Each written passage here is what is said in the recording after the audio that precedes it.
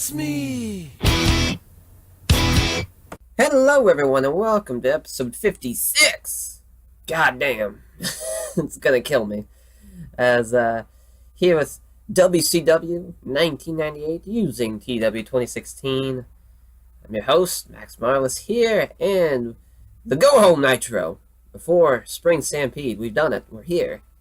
Finally, after every time, I always get fucked up knowing when the go-home shows were. I was like, oh yeah, last week. Yeah, those are the go-home shows. It's like, no, Max, you fucking idiot. It's always the third week of the month.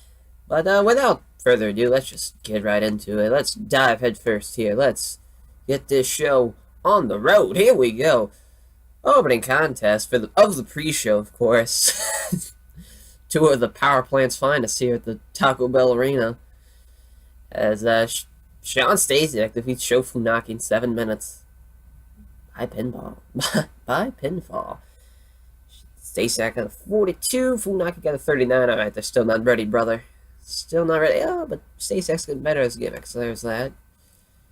And, yeah, one of the newest signees, Yoshihiro Tajiri, defeats Barry Darsow in 3 minutes of the Brainbuster.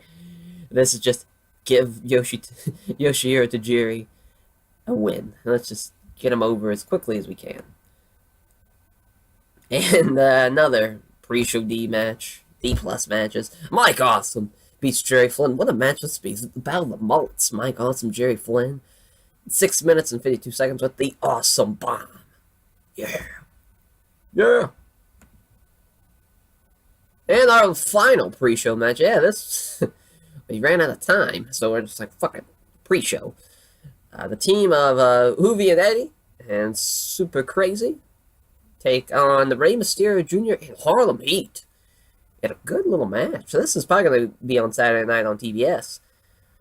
As Rey Mysterio Jr. and Harlem Heat win by defeating Super Crazy, Hoovy and Eddie. Rey Mysterio Jr. hit the springboard Hurricane Rana on Super Crazy in 9 minutes and 43 seconds. Yeah, Super Crazy, bit of a weak link. He's still young, still learning. Booker T gets 78. Good shit. I like it. What a good way to have the pre-show and end our Nitro opening segment. Fire,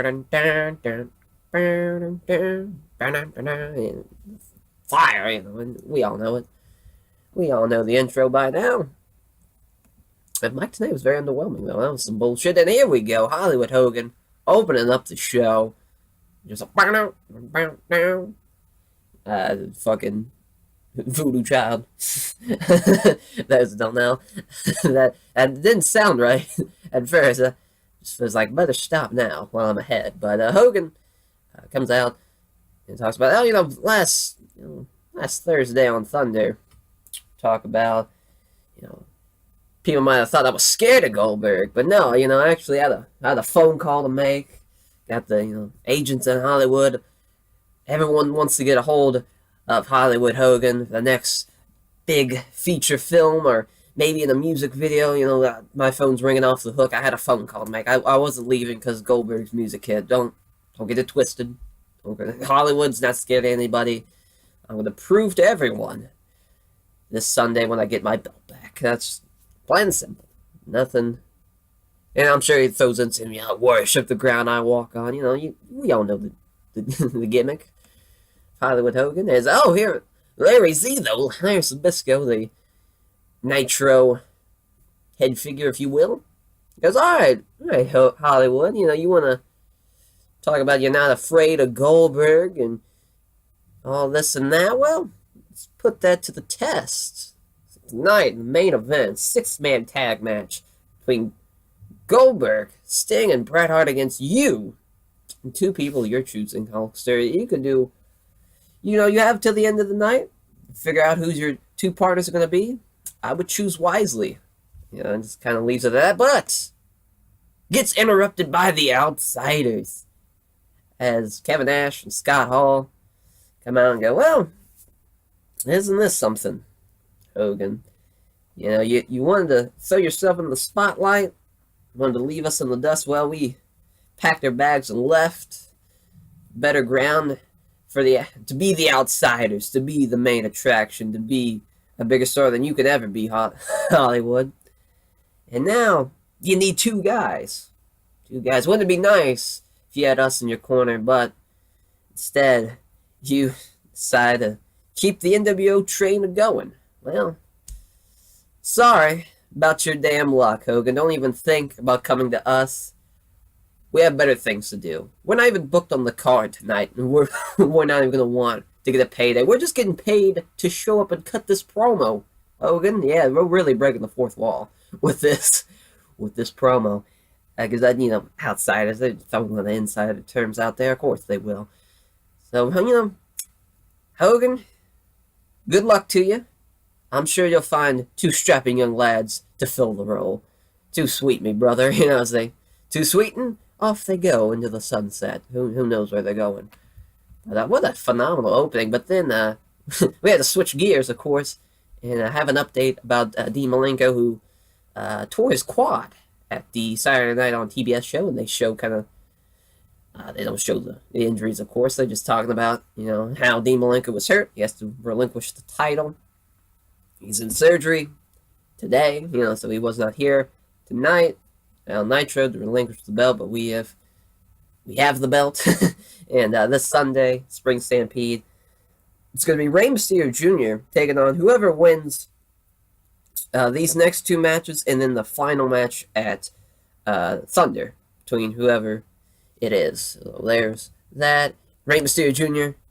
Has an interview with Gene Okerlund, and Main Gene. It's just like, well, Rey Mysterio, you gotta get your thoughts on why, Dean Malenko's now out of action, and just kind of your thoughts on the upcoming Spring Stampede match, and who's your eyeing the competition, and what are your thoughts on that? And Rey Mysterio Jr., first of all, hope Dean Malenko gets a speedy recovery, of course. Babyface has got to put over that.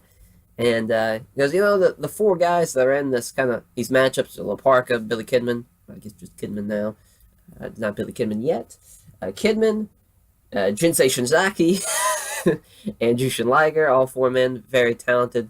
Can't wait to see what they have in store for us here. So yeah, there's that quick promo, Rey Mysterio Jr. Listen, not a good promo guy, not 1998 anyway. We'll just gonna keep the microphone away from him. But there we go. There's the first of the two matches as Kidman pins La Parka with the 7-year itch in 5 minutes and 23 seconds. Gets a 66. Kidman with a 63. That's good shit. And wow, this match didn't do well. That's not good. I thought it'd do better than the previous match, but Jinsei Shinzaki defeats Jushin Thunder Liger with a prank powerbomb in 8 minutes and 22 seconds. Damn, Shinzaki, not a good in-ring performer. That's tragic. I was really hoping good things. Big fan of Jinsei Shinzaki. What a fucking badass. Akushi back in the day in WWF. He had a great match with 1-2-3 Kid. Fucking SummerSlam, I believe it was. But here, nonetheless, let's focus on WCW here. It's Conan and Scott Steiner in the back. And, it's like, oh, Rick Steiner, Lex Luger, throw out the challenge for a tag match at Spring Stampede. We accept. We're going to kick the living shit out of you. And Scott kind of goes on a tirade, probably dropping F-bombs. Probably just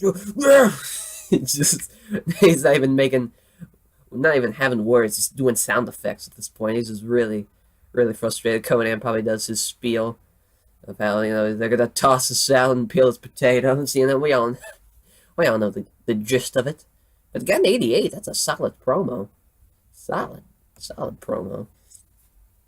As fuck, yeah, this match. Scott Flash Norton defeats Davey Boy Smith. 7 minutes and 36 seconds with the power bomb. Fuck yeah, Scott Norton. We all know why Scott Norton's going over. I think we need to... the new series that just came out on the channel, Virtual Pro Wrestling 2 playthrough. Hey, go check it out. Cheap plug. Scott Norton, the fucking man. Give him a nice win ski here. On Prime, there we see Hulk Hogan in the back in the nWo locker room talking with Kurt Hennig and Buff Bagwell because, listen up, brothers. You two are what I need for this 6-man tag match. Kurt, you have the experience. I know you can handle it. Buff Bagwell, rising star here in the NWO. I'm gonna need you. We're gonna need you to use our forces together. We're gonna need to come together and get the win over those three guys. Over Goldberg, Sting, Bret Hart. We gotta do it. We gotta show the brand is strong. Gotta put over the brand of the NWO. As then we have a Bret Hart interview. Gene Okerlund. It's probably in the back. He goes, Bradley, I want to get your thoughts on teaming up with Goldberg and Sting before your big match this Sunday. He goes, I haven't teamed with Goldberg. It's been a while since I've teamed with Sting. We had that big showdown last Thursday on Thunder. Great to see the WCW fans get behind such a wrecking force that is Goldberg, and how fast he's risen through the rankings. It's going to be nice to see the inside of that, and also it's always nice to get your hands on the opponent before the big matchup. So Hollywood Hogan, you're going down. And just that simple, shitty little babyface promo from Bret Hart. Even though it got an 86. It's my shitty little promo. There we is our best of 7 series here with Diamond Dallas Page and Chris Benoit, as they were tied 2-2.